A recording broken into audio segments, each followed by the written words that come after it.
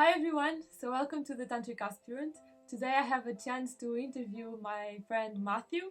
He is one of the funniest persons and more charismatic Leos I ever met in my life. Matthew also has his own YouTube channel, which is amazing, and I am completely a follower of his videos. And I will leave it here on the link below so that you can all see it and follow also his amazing sharings. Thanks.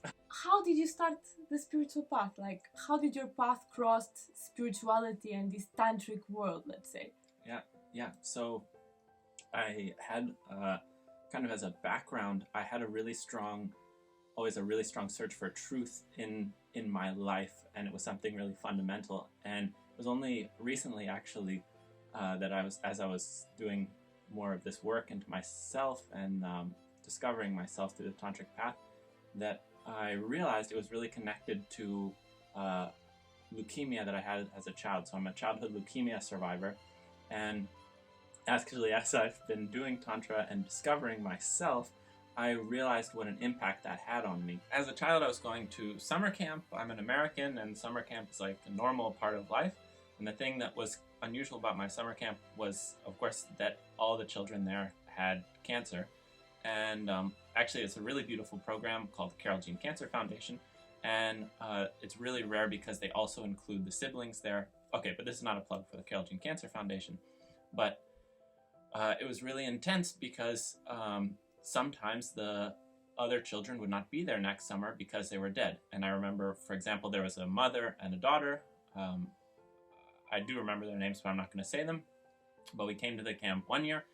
And then the next year we came back and there was the mother, and we said, "Where is your daughter who I'd been playing with last year?" And she said, "Oh, now she's dead." Having this intense experience and close-up experience of death as a child kind of broke for me all of these expectations that a lot of people have, that the material level is somehow very stable and you can take the security in it. It's like a midlife crisis, except I had a midlife crisis when I was 8 years old.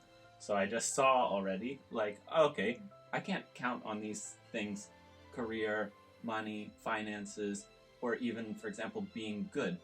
Like, I think a lot of us have this idea, if we're good, somehow we'll be protected by the universe. And I saw that, good people who had lost their legs, good mothers who lost their children, and I just sort of knew, okay, a lot of these things which we count on can't be counted on. So that kind of set me off on life on this path of seeking what's beyond a material level that I can actually take security in.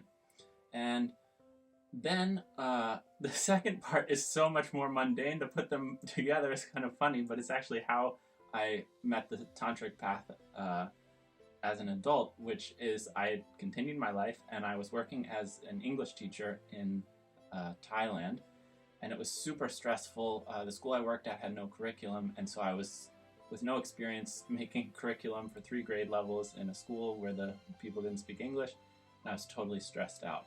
And I was looking for somewhere that I could relax, and I heard about this yoga schools, that yoga was something good to help you relax. And so I went to a free, there was a yoga school and they were having free Tantra yoga classes, and I was like, okay, great, whatever. Anyway, free is in my price range, and I need to relax. And I went to the Tantra course, and there's a little more background which is needed, is that I went to university.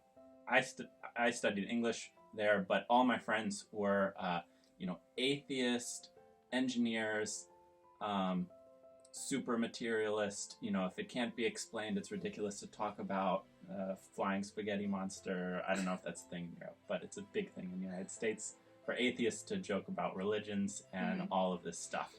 And so I was going to this Tantra course, and they were talking about chakras and energies and all of this stuff. And I was just like, yeah, sure, whatever, you hippies.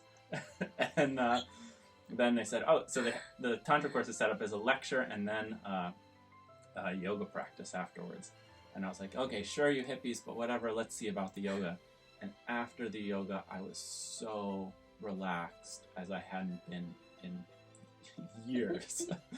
And I was like, okay, well, I'm coming back. And then it was again this process of coming, the lecture, and me being like, oh, you hippies, and rolling my eyes. And then afterwards, the effects being like undeniably good, so I kept coming. And then I remember there was one moment when I felt an energy for the first time. And I was like, oh no, what am I going to tell my friends back home? Because if I tell them I'm experiencing energies, they're just going to be like, yeah, sure. Yeah, exactly.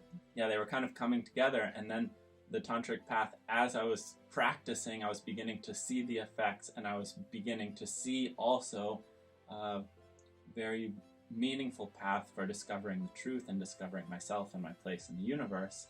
And it was, just a really amazing and beautiful experience of the methods revealing the path itself.